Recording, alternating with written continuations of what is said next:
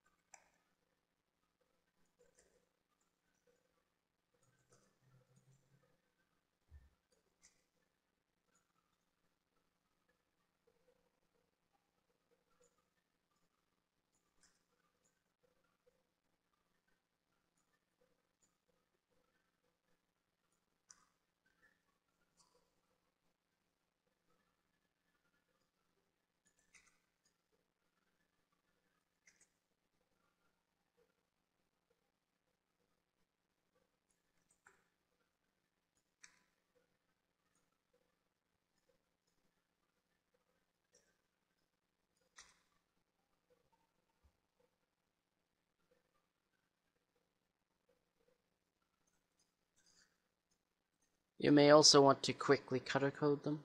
You don't have to do this. This isn't going to be the end result. But if you really want to make sure, if you get lost somewhere down the line, it definitely helps to quickly color code some of the pieces, so that you know exactly which ones are supposed to be which color, which will help you guide you through the rest of the thing. So just right up in the corner, there should be a little, when you've selected something, there should be a little colored box beside it. Which, as long as you haven't assigned a material to it, you can change the color from this. So you know, it's right above the modifier list, in the modifier tab, and just click it and then change the color to whatever you wish. So yeah. Now just remember, these aren't the real main colors, but you know, it definitely helps to have different colors just in case.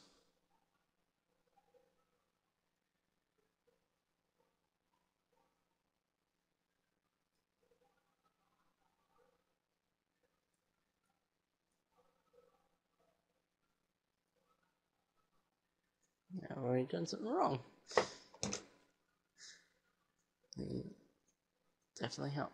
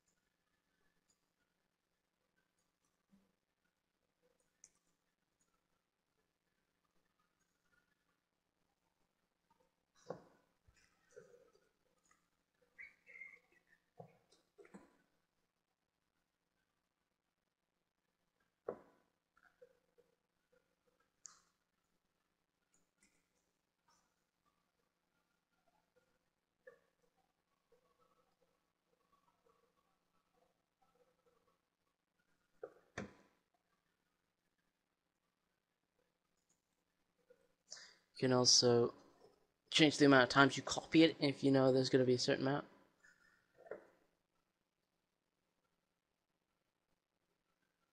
So 2, 3, 4, 5, 6, 7, 8, 9.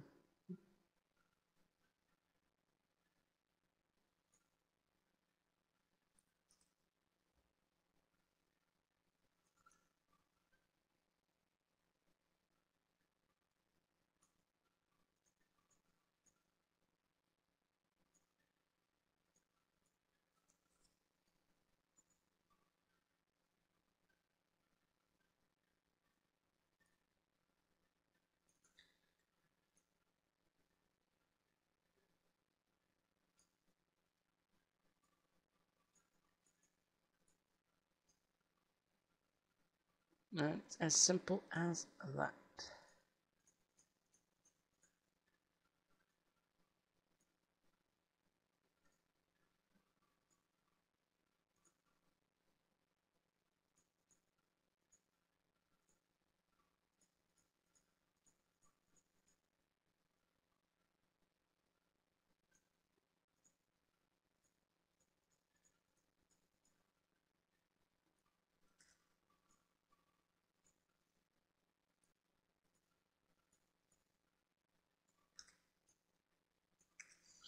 And there you go. We have done a sword. Now, of course, if you tried to select anything, you'd only get one box, which, of course, is not what we want. So, what we're going to do now is, you know, make sure everything's right. You know, make sure you haven't got anything wrong.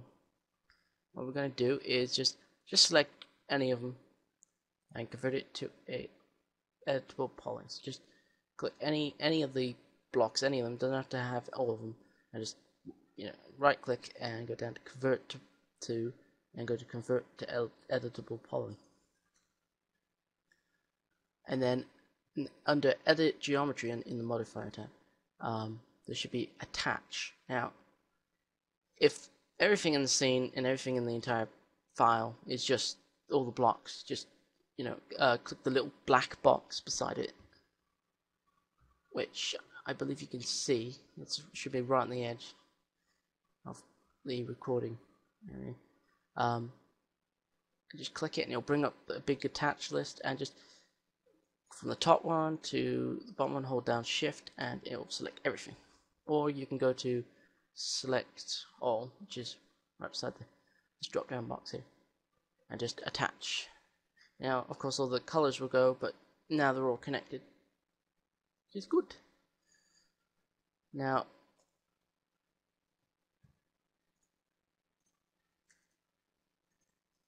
what you're gonna have to do is you're gonna have to select everything, all the side faces. So it'd be quite a lengthy process. I recommend going up to beside the all filter thing, using select object instead of your move tool if you have that selected, because you might accidentally bump something and you don't want to make a wonky sword. So just hold down CTO and just click around the edges until you got everything.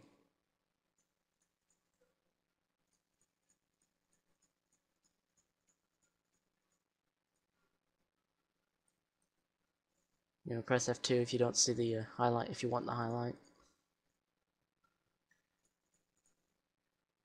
And just click until you get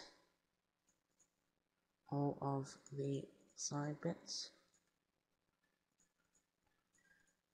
Now as we used blocks, there's loads of hidden faces inside which are just a waste and they need to be removed.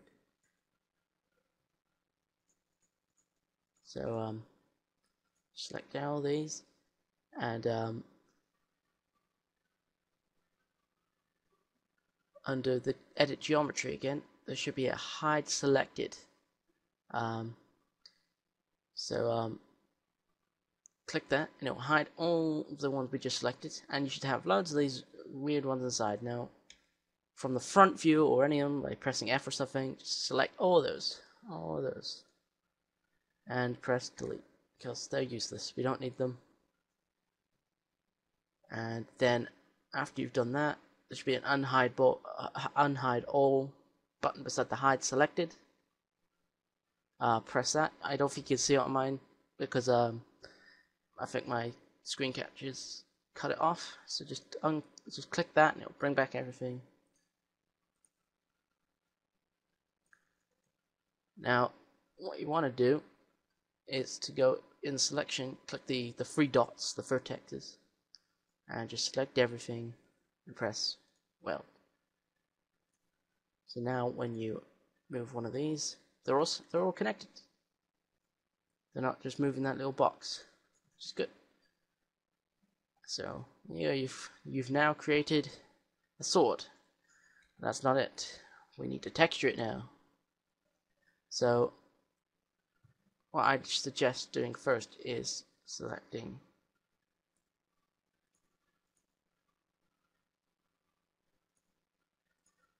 everything,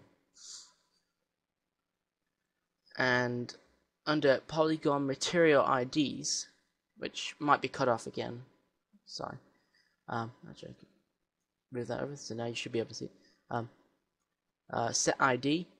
Now if you got everything selected, that should be completely nothing in there. Put in 1 and just press enter, and now all of that will now be under material ID 4. Now what you want to do is press M or go to this little material editor right at the top, and in the very first circle material, go to standard, click the standard button,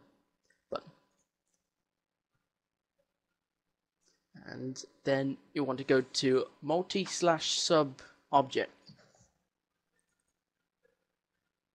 and keyboard material as sub material, and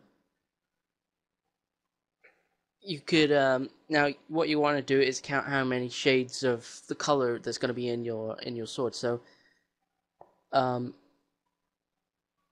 it could be any color. It could be it could be an iron one or a steel one or a gold one if you want, or wooden one. They probably have the same amount of shades. Just look through it and try and pick out all the shades. 1, 2, 3, 4, 5. I'd say about on mine. I think I got 5, but you know it could be 5 or 6. You know it's up to you if you want to do slight changes. So set number to 5 or 6, or you know it doesn't really matter as long as you got enough. What I'd recommend is dragging this into all this, and before you press OK, change it to copy. Not instance. Instance means that it's copying it and it's parented to it, so everything that happens in that other material will happen in this one. You don't want that. You want it to copy. It's copied what's over, but not going to do anything else. Just click OK and do that again for the others. Should now be back. It should be stuck on copy now. And just change that one. And gonna want to do is just press the assign material to selection. It should be the third one over from the left. It should have a little green thing. It's right beside the red X. And what you want to do now is just go for each one of these materials and put that shade of color that you saw. And it doesn't matter which number you want to put on. It matters now. I would recommend though that the most common one be put as number 1. So I think it's the outline that would be the most common one. So that's what I'm gonna do. So just look for the shade that you think it could be. So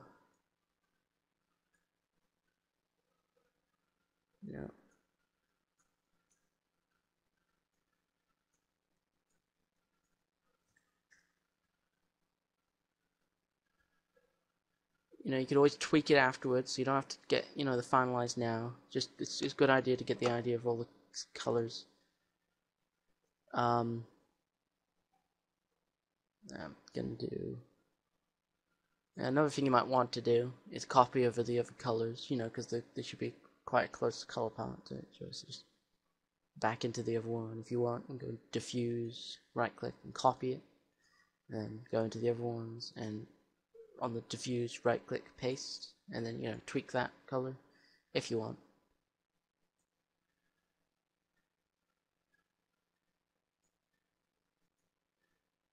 Just get an idea for all the colors you're going to be using.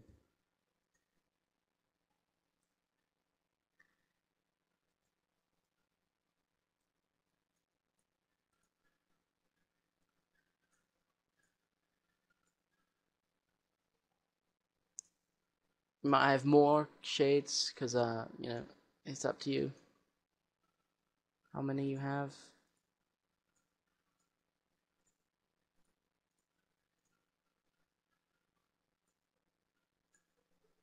Now after you've done that, what you're going to want to do now is you want to go back into your sword. So you might want to move this over somewhere, and what you're going to want to do is make sure you have the select object tool, which is right beside the all filter thing, or underneath group review at the top. And you're going to want to, with faces selection, you're going to want to go through and select. So as number 1 is going to be the outline, we're not going to do that one. We're going to do the next one over. So number 2, right? So select everything that you believe is going to require the material that's in number 2. So let's see.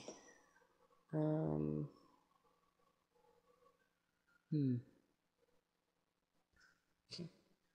So top view again might be helpful. Holding down CTRL helps.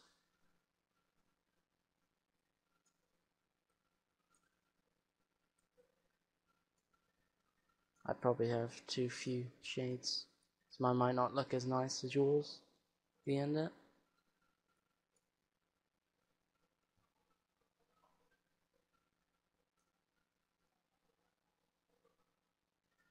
Now, after you've selected them, yeah, right. Let's just select them. So yeah, hold down CTRL and drag, not just click, because if you click, it's only going to select the top, face, not the one underneath it. Also, in case it doesn't select it, make sure this under ignore back facing is off. If that's on, it will only select whatever you're seeing, so it won't select anything underneath it, no matter if you've dragged it. So just select everything there. And after you believe you've got them all, just double check both sides. And when you've got that, under polygon material IDs, change that from a 1 to a 2. And now all those are using the second material as its ID. And that's pretty much it. So just do the same for all the others.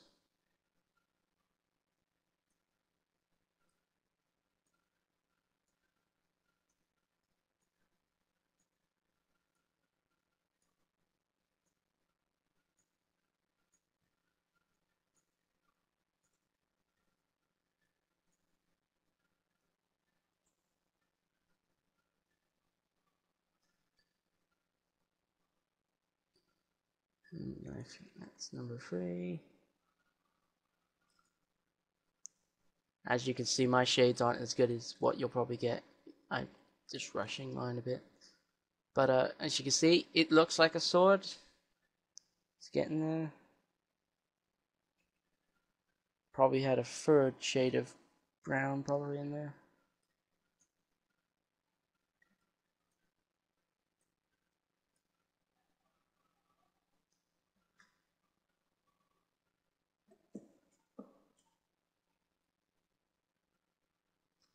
That's number 5, which doesn't look very brownish,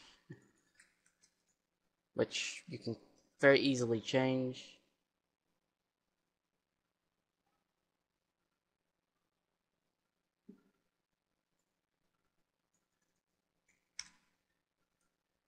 And that is pretty much it.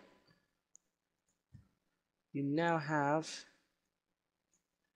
a sword. And of course you can scale it down to fit your Steve or whatever you want to use it for. You can also, here's a tip in case you want to, go into the hierarchy, or under effect pivot only, selecting that and going to center to objects, and then moving. You can move that pivot anywhere you want. So you might want to put it somewhere like in the middle of the bottom bit or something. So now it pivots off that. So yeah, that's pretty much this tutorial. If you liked it, like the video, share it, leave a comment. If you need any help, leave a comment and I'll try and help you. If you hated it, dislike it if you want. Thanks for watching.